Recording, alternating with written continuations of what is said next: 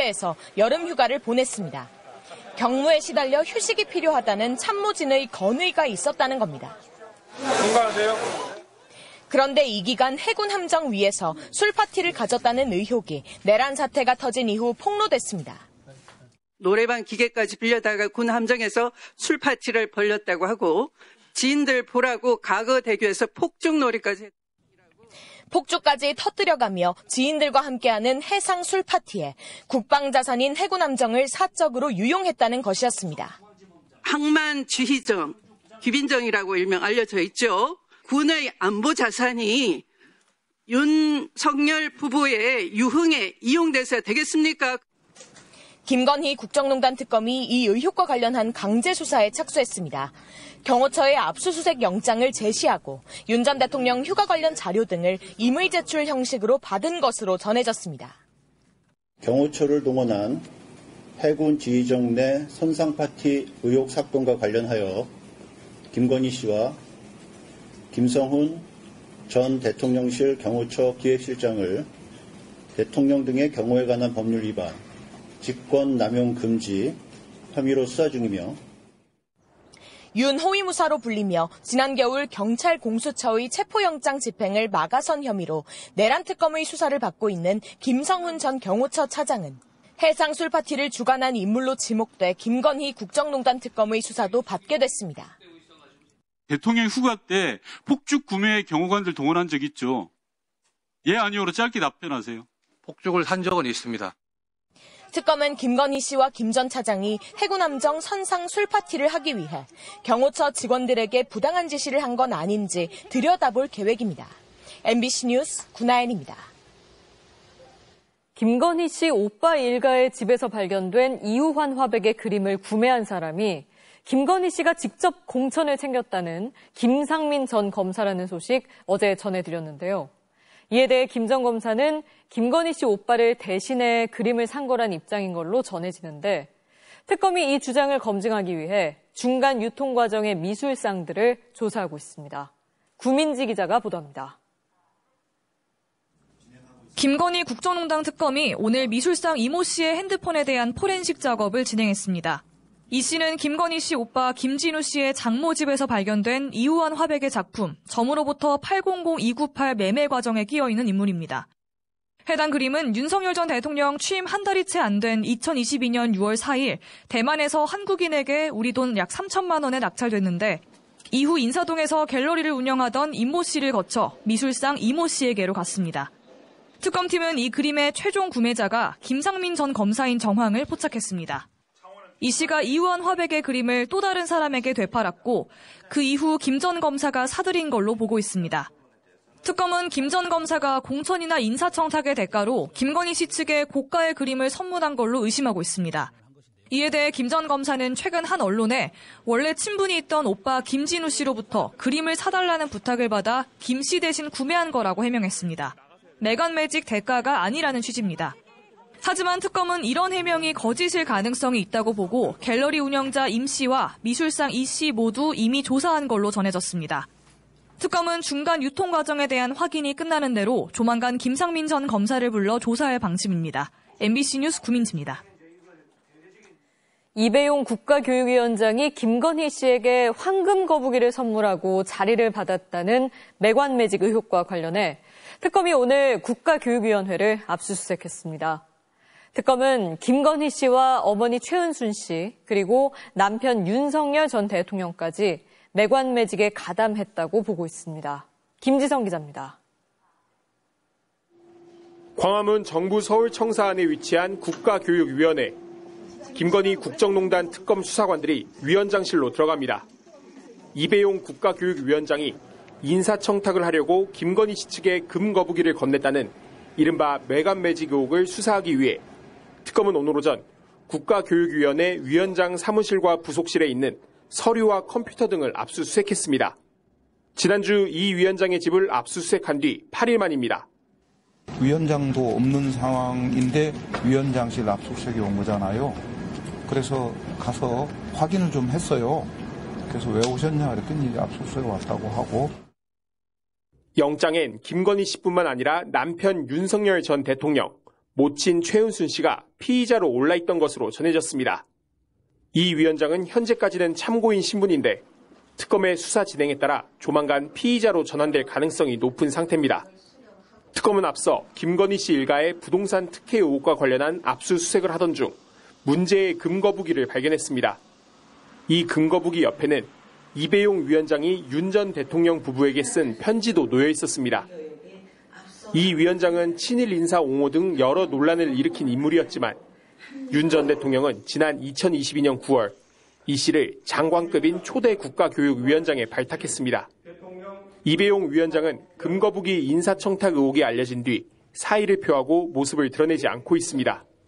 수사에 대한 입장을 묻기 위해 여러 차례 이 위원장에게 질문을 보냈지만 아무런 답을 들을 수 없었습니다. MBC 뉴스 김지성입니다. 임성근 전 사단장 구명 로비 의혹을 수사 중인 순직해병 특검이 개신교계 로비 통로로 의심받는 김장환 목사에게 소환을 통보했습니다. 최해병 순직 이후 임 전 사단장과 국가안보실 관계자들 그리고 윤 전 대통령과도 통화한 기록이 확인된 김 목사 측은 임 전 사단장과 단 2번 만난 사이로 기도만 해줬을 뿐 구명 로비는 없었다는 입장입니다. 송정훈 기자의 보도입니다. 최해병 순직 사건과 관련해 특검이 수사하는 임성근 전 사단장의 구명로비 통로는 두 곳입니다. 먼저 김건희 씨의 계좌관리인으로 알려진 해병대 출신 이종호 씨, 그리고 개신교계입니다. 순직해병 특검은 지난 7월 개신교계 인사들에 대한 대대적인 참고인 압수수색을 벌였습니다. 대상은 임 전 사단장과 같은 부대에서 근무하던 군종장교 백모 소령, 여의도 순복음교회 이영훈 목사와 군 선교위원장 고모 목사, 보수 개신교계 원로로 손꼽히는 극동방송 이사장 김장환 목사 등이었습니다. 이후 한 달 넘게 압수물 분석을 진행한 특검이 대면 조사 대상을 압축했습니다. 김장환 목사에게 오는 8일 참고인 신분으로 나와 조사를 받으라고 통보한 겁니다. 특검은 김 목사가 최상병 순직 사건 발생 이후 다양한 관련자들과 여러 차례 통화한 사실에 주목하고 있습니다. 김 목사는 당시 임성근 전 사단장에게 직접 전화를 걸기도 했고 이종섭 전 국방부 장관은 물론 조태용 전 국가안보실장과도 통화했습니다. 해병대 수사단장 박정훈 대령에 대한 구속영장이 기각된 직후에 윤석열 전 대통령과 통화한 기록도 있었습니다. 특검은 또 같은 날 압수수색 대상이 됐던 고석 변호사도 이 사건의 핵심 인물로 보고 조만간 불러 조사할 계획입니다. 윤 전 대통령과 사법연수원 동기 출신인 고 변호사는 고등 군사법원장을 지낸 인물입니다. 다만 압수물 분석을 통해 사건과의 관련성이 낮다고 판단한 군종장교 백소령과 순복음교회 이영훈 목사는 소환 대상에서 제외했습니다. 다음 주 출석 통보에 대해 김장환 목사 측은 임 전 사단장은 지난해까지 딱 2번 만난 사이로 사건과 관련해 기도를 해줬을 뿐 구명 로비를 한 적은 없다고 밝혔습니다. 그러면서 망신주기식 수사가 아니어야 한다는 전제하에 특검 수사에 적극 협조할 것이라고 덧붙였습니다. MBC 뉴스 송정훈입니다. 내란 사건을 담당할 특별재판부를 국회 법사위에서 신속하게 논의해달라고 촉구했습니다. 박근혜 국정농단 재판이 일주일에 많게는 4번까지 열렸던 것과 달리 내란 재판은 50에 1번꼴로 더디게 진행되고 있는데요. 지기현 판사가 지금 같은 속도로 재판한다면 윤석열 전 대통령이 구속기간 만료로 또 풀려날 우려가 있다고 지적했습니다. 장슬기 기자가 보도합니다. 더불어민주당 정청래 대표가 내란 특별재판부의 필요성을 강조하며 법사위가 신속하게 논의해달라고 당부했습니다. 내란 재판을 담당하는 지기현 판사가 고의로 재판을 지연시키고 있는 등 사법부가 내란 특별재판부 도입을 자초하고 있다는 겁니다. 지기현 판사는 윤석열 내란 재판을 침대 축구로 일관하고 있습니다. 윤석열은 구속기간 만료로 또 석방되어 감옥 밖으로 나와 출퇴근하며 재판을 받을지도 모를 일입니다. 실제 지난 4월 이후 열린 공판은 단 16차례, 50에 1번꼴입니다. 일주일에 2회에서 4회까지 열렸던 박근혜 국정농단 재판과 비교하면 내란 재판은 확연히 속도가 더딥니다. 지 판사는 지난 3월 구속기간을 날짜가 아닌 시간으로 계산해 윤 전 대통령을 석방하기도 했습니다. 정 대표는 석방 직후 경호처가 22억 원어치의 자동소총 구매 계획을 세웠다는 MBC 보도를 언급하며 윤 전 대통령의 석방을 반드시 막아야 한다고 강조했습니다. 1분당 1000발의 총알을 발사할 수 있는 자동소총 200정을 구매하려 했던 사실이 밝혀졌습니다. 총격전이라도 하겠다는 것이었습니까? 위험천만한 윤석열 씨가 다시 석방될지도 모르겠다는 불안감이 엄습하고 당 지도부는 내란 특별재판부 도입의 필요성을 연일 강조하며 사법부를 압박하고 있지만 민주당은 3대 특검 개정안만 이번 정기국회에서 처리할 계획입니다. 국민적 눈높이에 맞는 그러한 합리적인 판결을 해달라고 하는 그런 국민의 목소리를 대신해서 당이 그렇게 촉구하는 그러한 발언들이다. 법사위 전문위원은 내란 특별재판부와 관련한 법안 검토 보고서에서 국회 등이 참여하는 판사 추천 구조는 재판의 독립성과 공정성에 대한 신뢰를 저하할 우려가 있다는 평가를 내놨습니다. MBC 뉴스 장슬기입니다. 잠시 음향 상태가 고르지 못했던 점 사과드립니다. 다음 소식 전해드리겠습니다. 한미 극우 세력의 연대 움직임이 계속되는 가운데 미국 극우 인사들이 다시 한번 우리나라를 찾았습니다. 국내 한 단체가 이들을 초청해 대규모 행사를 열었는데 트럼프 대통령이 한미 정상회담 직전 언급했던 한국 정부가 교회를 탄압하고 있다는 주장이 여기서 또 나왔습니다. 배주환 기자입니다. 아침부터 행사장에 들어가려는 줄이 길게 늘어섰습니다. 청년들이 다수지만 학교에 가는 평일인데도 10대 청소년의 초등학생까지 곳곳에 눈에 띕니다. 평일인데 시간이 남나 봐요. 자유민주주의와 기독교 가치를 회복해 한국을 다시 위대하게 하겠다. 이른바 한국판 마가를 꿈꾸며 3년째 열린 빌드업 코리아라는 행사입니다. 저희 교회가 약간 그런 쪽에 관심이 좀 많잖아요.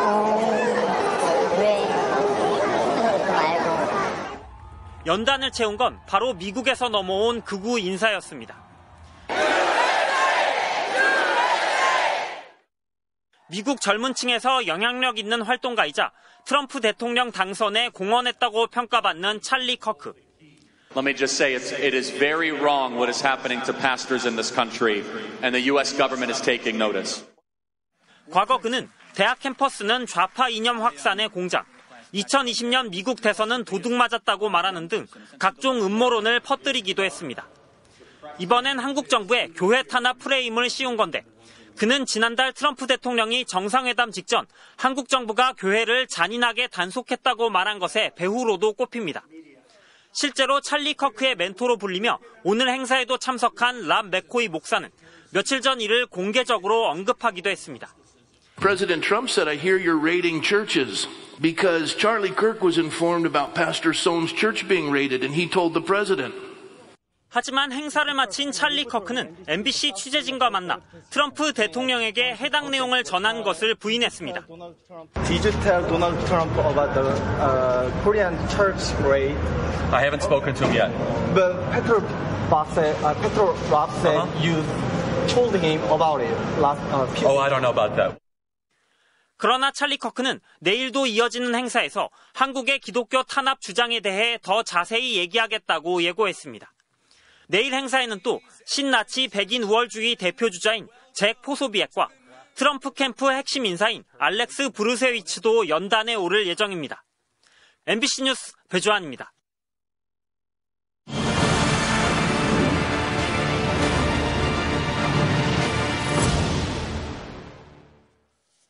건진법사집에서 발견된 관봉권 띠지 분실 의혹과 관련해 당시 검찰 지휘부와 수사관들의 증언이 묘하게 엇갈리고 있습니다. 오늘 국회 청문회에 출석한 당시 서울 남부지검 지휘부는 증거인멸 지시를 한 적이 없고 수사관의 실수라고 주장한 반면 수사관들은 검찰 보고서에 나와 있는 것과 달리 띠지 등을 훼손하지 말라는 말을 저희는 들은 적이 없다거나 기억이 나지 않는다고 말했는데요. 청문회에선 검찰의 증거인멸과 꼬리 자르기란 지적이 쏟아졌습니다. 이혜리 기자입니다. 건진법사 전성배 씨를 수사하던 서울 남부지검이 지난해 12월 전 씨의 집에서 찾은 5천만 원어치 관봉권. 압수 당시 돈은 띠지에 묶여 비닐로 포장돼 있었고 돈 출처를 추적할 정보가 담긴 스티커가 붙어 있었습니다. 하지만 검찰이 띠지와 스티커를 모두 분실했고 감찰도 진행되지 않은 사실이 뒤늦게 드러났습니다. 오늘 열린 검찰개혁입법 청문회에서 더불어민주당은 수사 은폐 의혹을 재차 제기했습니다. 이 관봉권 띠지가 2022년 5월 13일 다시 말해 윤석열 정권 출범 초기에 나온 것인데 2018년 사건 수사하다 갑자기 2022년 튀어나오니까 어떻게든 빨리 덮어야 되는 거 아닌가. 하지만 증인으로 출석한 당시 남부지검 지휘부는 의혹을 전면 부인했습니다. 당시 최재현 검사가 증거인멸 지시를 했다고 생각하십니까? 전혀 그렇게 생각하지 않습니다. 압수수색 넉 달이 지난 4월 직원이 현금을 세다 띠지와 스티커를 분실했다는 사실을 보고받았고 경위를 확인해 대검에 보고도 했다는 겁니다. 감찰은 이목이 집중된 사건을 수사하던 수사팀의 사기 등을 고려해 미뤘을 뿐이라는 입장입니다. 당시 검찰총장은 심우정 전 총장이었고 남부지검장은 신흥석 전 검사장이었습니다. 대검의 관봉권 폐기 상황을 보고했다는 거 하나, 그다음에 수사에 집중하자라는 내용을 말씀해 주셨습니다. 네, 그러니까 조직적으로 덮자 이 얘기를 하고 계신 겁니다. 당시 관봉권을 센 걸로 지목된 압수물 보관 담당 수사관은 한 달에 1000건의 압수물이 들어온다며 원형을 보존하라는 지시까지는 기억나지만 관봉권도 띠지 분실 경위도 전혀 기억나지 않는다고 했습니다. 지금 시간이 많이 지나서 저게 띠지가 둘러싸여서 왔는지도 기억이 잘 나지 않습니다. 어떤 보고서 내용에는 띠지와 관봉을 훼손하지 말라고 수사팀에서 얘기를 했다고 3번이나 얘기를 했다고 적혀 있었는데 저희는 그런 말을 들은 바가 없었습니다. 지휘부 중 한 명인 신흥석 전 지검장은 오늘 청문회에 보이지 않았는데 법사위에서 주소 불명이라며 출석 요구서를 전달하지 못해 출석 의사가 있었는데도 출석하지 못한 것으로 알려졌습니다. 대검이 지난달 22일 남부지검 수사관들의 사무실과 자택을 압수수색하는 등 관봉권 띠지 분실 사건은 현재 정식 수사가 진행되고 있습니다. MBC 뉴스 1입니다. 자, 이런 상황에서 검찰개혁이 다시 화두가 되고 있습니다. 정부 여당은 이번만큼은 반드시 개혁을 완수하겠다며 입법에 속도를 내고 있는데요. MBC는 검찰개혁이 왜 필요하고 어떤 방향으로 가야 할지를 짚어보는 연속 기획을 준비했습니다. 오늘은 그 첫 순서로 검찰권 남용 피해자의 목소리를 통해 막강한 권한을 독점한 검찰의 폐해를 들여다보겠습니다. 홍익표 기자가 보도합니다. 탈북민 출신 서울시 공무원이었던 유우성 씨는 지난 2013년 돌연 검찰에 의해 간첩 혐의로 구속 기소됐습니다. 저는 간첩이 아닙니다. 하루빨리 건강이 안 좋은 아버지와 동생과 정상적인 삶을 돌아가고 싶습니다. 재판 과정에서 검찰이 제시한 증거가 조작됐다는 사실이 밝혀져 무죄 판결을 받았지만 끝이 아니었습니다. 검찰이 과거 자신들이 기소 유예했던 사건으로 다시 재판에 넘기며 사실상 보복에 나선 겁니다. 검찰의 잘못을 정렬하게 이렇게 드러난 사건이 없었기 때문에 마음만 먹으면 한 사람 무너뜨린 거는 정말 순간이거든요. 결국 대법원까지 가서 내려진 결론은 검찰의 공소권 남용. 검찰이 유 씨에 대해 의도를 갖고 자의적으로 공소권을 행사했다는 거였습니다. 끝내 누명을 벗었지만 7년 넘게 이어진 수사와 재판 속에 유 씨의 삶은 완전히 무너져 내렸습니다. 우울증과 공황장애로 병원 신세를 졌고 일도 포기해야 했습니다. 제 인생이 있거든요. 제일 귀한 30대를 거인 수사기관에다가 시간을 다 뺏겼어요. 저는 사건의 피해자가 저희 직업이었어요. 검찰이 누군가의 삶을 쥐락펴락할 수 있는 힘을 지녔다는 피해자의 호소. 직접 원하는 사건을 수사할 수 있는 검찰이 이를 재판에까지 넘길 권한을 독점한다는 점과 무관치 않습니다. 검찰의 비대한 권력을 개혁하려는 시도가 없었던 건 아니었습니다. 지금까지 검찰이 소신껏 하겠다, 그야말로 중립을 지키겠다라고 다 말했는데 이때까지 못했습니다. 그 어떤 기관도 무소불위의 권력을 행사할 수 없도록 견제장치를 만들겠습니다. 하지만 견제 없는 칼자루를 쥔 검찰은 번번이 조직적인 반발에 나섰습니다. 때로는 집단 행동으로, 때로는 정권을 조준한 정치 수사에 박차를 가하며 저항했습니다. 개혁의 바람이 불 때면 수장이 직을 걸고 맞겠다며 옷을 벗는 일도 수차례였습니다. 부득이한 선택이었다는 점을 또 여러분들께서 이해해 주시기를 바랍니다. 하지만 접대액 4만 원이 모자라 술접대를 받고도 재판에 넘겨지지 않은 검사들에게 검사가 휴대폰까지 반납해가며 영부인을 황제 조사했냐는 비판에 검찰은 침묵을 지켰습니다. 이번만큼은 자신과 같은 억울한 사람이 생기지 않게 할 결과로 이어지길 오랜 검찰 피해자는 바라고 있습니다. 더 이상 피해가 일어나지 않고 서울시 공무원 가처 조작 사건이 마지막 조작 사건이었으면 좋겠습니다. MBC 뉴스 송희표입니다. 검찰개혁의 핵심은 수사권과 기소권의 분리입니다. 수사하는 권한과 재판에 넘기는 권한을 분리해 한 기관이 권한을 남용하지 않고 서로 견제하도록 하겠다는 겁니다. 하지만 검찰개혁에 반대하는 이들은 이렇게 되면 공백이 생겨 사법 후진국이 될 거라고도 주장하는데요. 맞는 얘기인지 오랜 세월 수사와 기소를 분리해온 외국의 사례를 통해 확인해봤습니다. 손구민 기자입니다. 영국은 40여 년 전부터 수사권과 기소권의 분리를 정착시켜왔습니다. 경찰이 모든 사건에 대해 수사를 전담하고 검찰은 경찰의 수사 내용과 증거 등을 검토해 재판으로 넘길지를 결정하는 방식입니다. 검찰이 기소 여부를 판단한 사건들 가운데 영국의 기소율은 60%대로 50%대인 한국과 큰 차이가 없습니다. 영국 검찰이 수사권이 없다고 해서 사건을 재판에 넘기는데 문제가 있는 건 아닌 겁니다. 영국처럼 수사와 기소를 분리한 국가는 여러 곳입니다. 이들 국가에서 법치주의가 얼마나 잘 이루어지고 있는지 수치로 확인해봤습니다. 유엔과 세계은행 등에서 후원하는 국제조사기관 월드 저스티스 프로젝트가 44개의 세부 항목을 토대로 각 나라마다 평가를 했는데요. 지난해 영국은 15위로 19위에 그친 한국보다 높았습니다. 그 밖에 영국처럼 수사권과 기소권이 분리된 핀란드, 아일랜드, 캐나다 이런 나라들은 우리보다 높은 순위였습니다. 반면에 우리처럼 검사가 수사권과 기소권을 모두 갖고 있는 프랑스와 미국은 오히려 우리보다 순위가 낮았습니다. 검찰에게 수사권이 없다는 이유만으로 사법 수준이 떨어진다고 보긴 어려워 보입니다. 중요한 건 수사기관과 공소기관 간의 견제와 협력입니다. 영국은 검찰이 직접 수사를 하지 못하도록 권력을 제한하는 대신 경찰이 수사 과정에서 검찰로부터 법률 자문을 받도록 했습니다. 검찰은 증거가 충분하다고 판단될 때까지 사건을 넘겨받지 않는 방식으로 경찰을 견제하고 있습니다. 유엔의 형사사법 시스템 감시 기관인 UNODC는 수사와 기소의 분리로 검찰이 사냥꾼처럼 기소를 위해 수사에 매달리는 사냥꾼 증후군을 막을 수 있지만 경찰의 과도한 재량권이 가지 않도록 상호 견제도 필요하다고 밝혔습니다.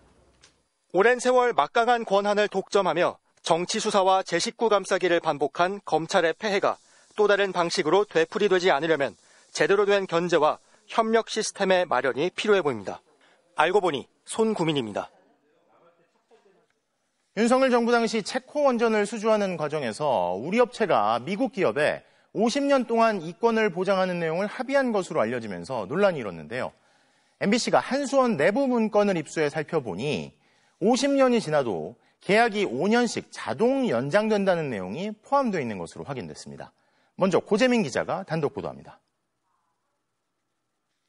논란이 된 건 올해 1월 한국수력원자력과 한국전력이 체코 원전 수출을 앞두고 지식재산권 분쟁이 있던 미국 원전기업 웨스팅하우스와 합의한 내용입니다. 비밀유지 약정에 따라 당시 협정 내용은 알려지지 않았습니다. MBC가 서왕진 조국혁신당 의원실로부터 입수한 한수원 내부 문건을 보면 당시 맺은 협정의 주요 내용이 요약돼 있습니다. 유효기간 항목입니다. 발효일로부터 50년간 효력을 유지한다고 돼 있습니다. 뒤이어 이후 쌍방이 종료하기로 합의하지 않는 한 5년씩 자동 연장이라고 적혀 있습니다. 웨스팅하우스가 동의하지 않으면 무한정 효력이 유지되는 사실상 종신계약이라는 해석이 나옵니다. 50년도 과하다 뭐 이런 얘기들이 굉장히 많이 됐는데 50년 플러스 알파가 더 있더라. 실상 거의 무제한으로도 갈 수 있는 가능성이 있다. 불공정 비판이 나왔던 협정 내용도 재확인됐습니다. 우리 원전 기업은 웨스팅하우스 원천 기술이 들어간 원전 한 기를 수출할 때마다 기술료와 물품 용역 구매 대가로 8억 2,500만 달러, 1조 1,400억 원을 챙겨줘야 합니다. 원전 한 기당 건설비가 10조 원 정도라 전체 사업비의 10% 이상을 웨스팅하우스에 주는 셈입니다. 신규 원전 시장도 대폭 양보했습니다.